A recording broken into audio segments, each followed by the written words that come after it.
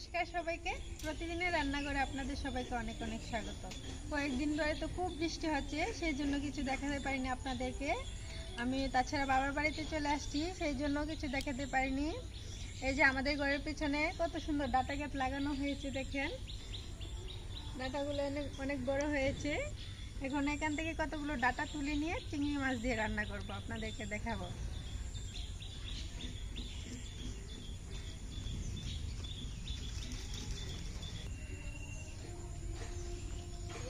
অনেক বড় হয়েছে, সাথে অনেকগুলো ছোট ছোট গাছও আছে। পুঁই শাক গাছ কতগুলো উঠেছে।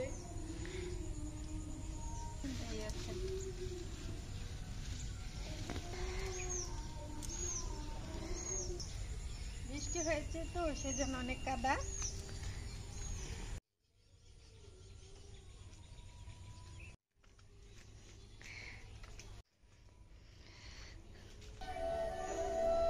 ডাটাগুলো আমি বেছে নিচ্ছি। ডাটাতে শাক হয়েছে কতগুলা, পাতাগুলো দিয়ে আমি শাক রান্না করব।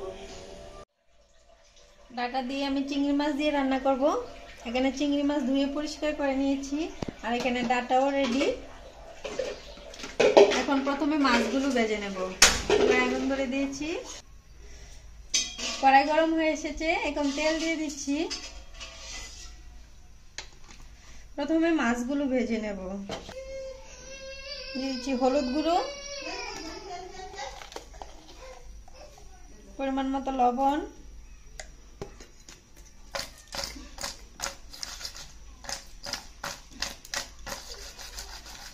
তেল গরম হয়ে গেছে, মাছগুলো দিয়ে দিচ্ছি। মাছগুলো আমি ভালো করে ভেজে নেব।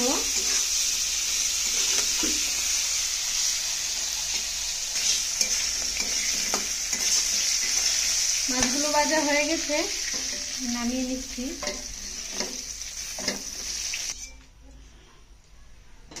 তেল গরম হয়ে এসেছে, এখন তরকারিটা সম্বার দিয়ে দিব। দিয়ে দিচ্ছি একটা কালি জিরা, ডাটাগুলো,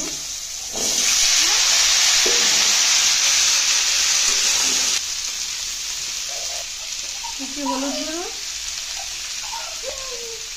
মরিচের গুঁড়ো, ধনিয়া গুঁড়ো, লবণ,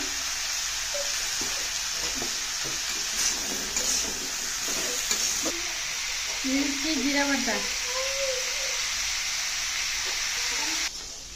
দিয়ে দিচ্ছি কয়েকটা কাঁচা লঙ্কা।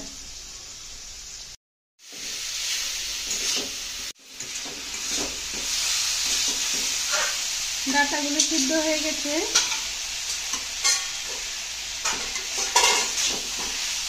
এখন দিয়ে দেব চিংড়ি মাছগুলো।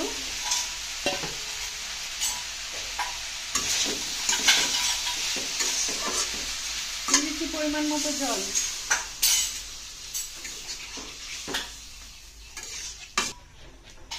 এখন কিছুক্ষণ রান্না করব, তারপরে নামিয়ে নেব।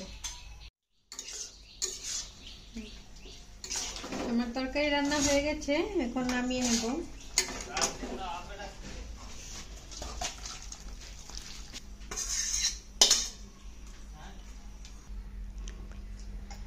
আমার তরকারি রান্না হয়ে গেছে, দেখুন তরকারির কালারটা কিন্তু খুবই সুন্দর হয়েছে। আপনারা এভাবে রান্না করবেন, আশা করি আপনাদেরও ভালো লাগবে। আমাদের ভিডিওগুলো যদি আপনাদের ভালো লেগে থাকে তাহলে অবশ্যই আমাদের চ্যানেলটি সাবস্ক্রাইব করে দেবেন, আর অবশ্যই লাইক কমেন্ট এবং শেয়ার করে দিবেন। ধন্যবাদ সবাইকে।